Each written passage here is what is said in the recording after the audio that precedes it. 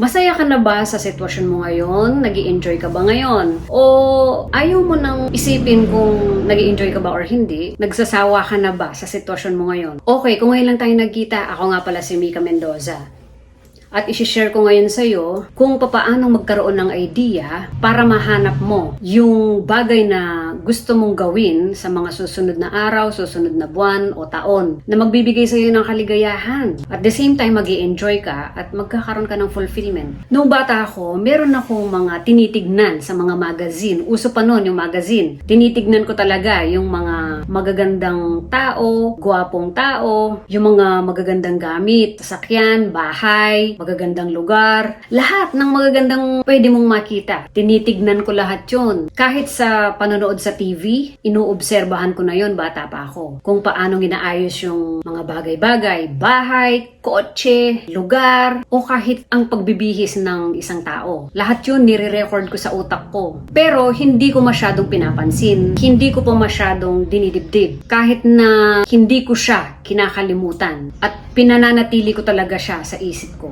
Lagi ko siyang ini-imagine. Parang ini-experience ko ba siya sa aking imagination. Nag-e-enjoy talaga ako sa ganong practice or parang workshop. Pansariling workshop lamang. Tapos minsan, kapag namamasyal kami sa ibang lugar, nagtitake talaga ako ng mga photos or even videos dun sa mga lugar na magaganda. At saka yung mga nature, man-made or God-made na nature, lahat yon tinitingnan ko. Binibigyan ko ng pansin. At masaya talaga ako kapag nakikita ko yung mga magagandang bagay na nakikita ko. Alam mo bang isa yon sa mga factor kung papaanong malalaman mo kung ano ba talaga yung gusto mo sa buhay. Pero hindi lingid sa ating lahat na napakahirap diskubrihin yung talagang kagustuhan mo sa buhay. Kasi ang dami-dami mong nakikita at iba din yung experiences mo o nai-experiencehan mo sa buhay. Akala mo kung ano na lang yung nakikita mo or nai-experience mo presently or at the past, akala mo ganun lang ang pupwede mong maranasan hanggang sa mamatay ka. Pero ako naniniwala ako na kahit sino sa atin, basta normal ang isang tao, wala siyang hindi pwedeng makamtan o maranasan dito sa buhay na ito. Lahat ng nakikita mo sa social media o sa mga kakilala mong tao or hindi mo kilala sa ibang lugar, pwede mong maranasan yun. Pwede nating maranasan lahat yun kung maniniwala lang talaga tayo at magpupursigi, magtatrabaho, magtsatsaga, kakalimutan yung mga weaknesses. Maggagawa natin lahat para malaman mo kung ano ba talaga yung gusto mong gawin sa buhay. Give yourself time to think about what you really want out of life. Oo, bigyan mo ng panahon. Pag-isipan mo ng mabuti kung ano ba talaga yung gusto mo sa buhay. Manood ka, magbasa ka, tumingin ka sa mga magazine, kahit ano pa mang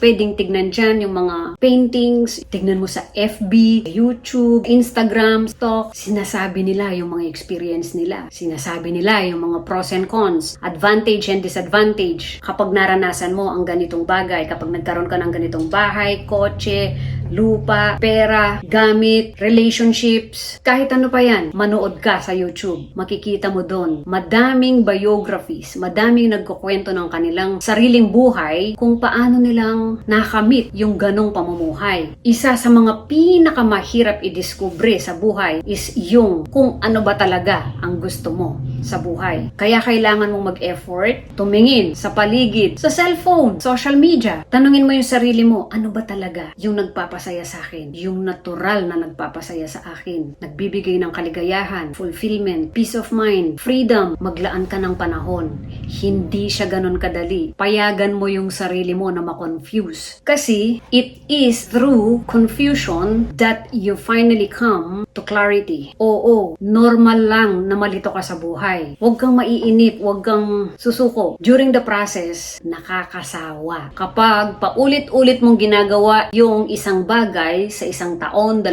taon, o marami pang taon, nakakasawa talaga. Alam mo ba yung sinasabi nilang Jack of all trade or Jane of all trade, master of none? Gawin mo yon. Okay lang na gumawa ka ng marami at iba-ibang bagay para hindi ka manawa sa buhay. At sa proseso, Habang hinahanap mo siya, nagpapakabisi ka, ginagawa mo lahat ng mga makakaya mo, bigla na lang makikita mo, mapapansin mo yung sarili mo. Dahil sa mga ini-experience mo sa buhay, bigla mong maiisip nun kung ano ba ang gusto mong mangyari sa buhay mo, ang gusto mong maranasan na magiging masaya ka. Kapag madami ka nang na-experience o napatunayan sa buhay, madami kang pagpipilian. Doon mo makikita kung ito ba ay worth the effort. Basta magpatuloy ka lang. Huwag kang hihinto. Pwede kang magpahinga, pero hindi ka pwedeng huminto. Nandyan yung maiinip ka at magsasawa. Normal lang yon. Huwag kang mawalan ng pag-asa. Dahil walang permanente sa buhay, lahat pwedeng magbago. Kahit gaano pa kahirap yung sitwasyon mo, pwede magbago yan. Kaya kung ano man yung nararanasan mo ngayon, enjoy mo na lang. Kasi napakaikli lang ng buhay dito. Isang bagay pa na malalaman mo kung ano yung gustong-gusto mo talaga sa buhay, ito yung natural na bagay na ginagawa mo sa buhay na hindi ka napapagod, hindi ka nagsasawa, at parang laging full ang energy mo. Masaya ka, nag-i-enjoy ka. Kapag ganun ang nararamdaman mo sa isang bagay na ginagawa mo, yung sobrang na-excite ka, isa yun sa indication na nasa tamang landas ka. You are in the right path kapag natural ang pakiramdam mo sa bagay na ginagawa mo with excitement, enjoyment, and hindi ka napapagod. As an adult, meron kang control sa mga ideas and information na pwede nating ipasok sa ating utak. So, piliin mo kung ano yung mga titignan mo, iisipin mo, at ipapasok mo sa tenga. Kapag ayaw mo yung ganong experience, scroll down ka na. I-control mo yung mga ideas and informations na pumapasok sa'yo. Basta, do not forget to enjoy your life. And always remember God, okay? And I'll see you on my next video. Bye-bye!